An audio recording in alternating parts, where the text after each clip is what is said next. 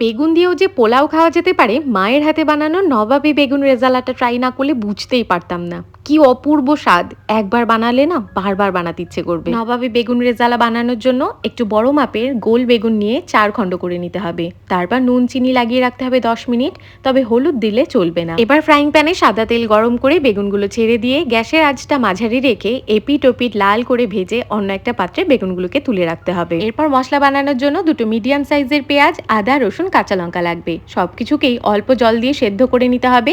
জলটা পরিমাণ মতন দিতে হবে যাতে সেদ্ধ করার পর এক্সেস জল না থাকে। তারপর এটাকে বেটে নিতে হবে। এরপর তেলে এলাচ, গোলমরিচ, তেজপাতা ফোড়নে দিয়ে বেটে রাখা মশলা, নুন, চিনি, ধনে জিরে গুঁড়ো আর ভাজা মশলা দিয়ে তেল ছাড়া পর্যন্ত কষিয়ে নিতে হবে। 2 চামচ মতন টক দই নিয়ে ভালো করে ফেটিয়ে এই মশলার মধ্যে দিয়ে আরও খানিকক্ষণ কষিয়ে নিতে হবে। এরপর বেশ কিছুটা সাদা তিল, কয়েকটা কাজু বাদাম আর 1 কাপ মতন দুধ একসাথে মিহি করে ব্লেন্ড করে নিয়ে মশলার উপর দিয়ে তেল ছাড়া পর্যন্ত কষিয়ে নিতে হবে।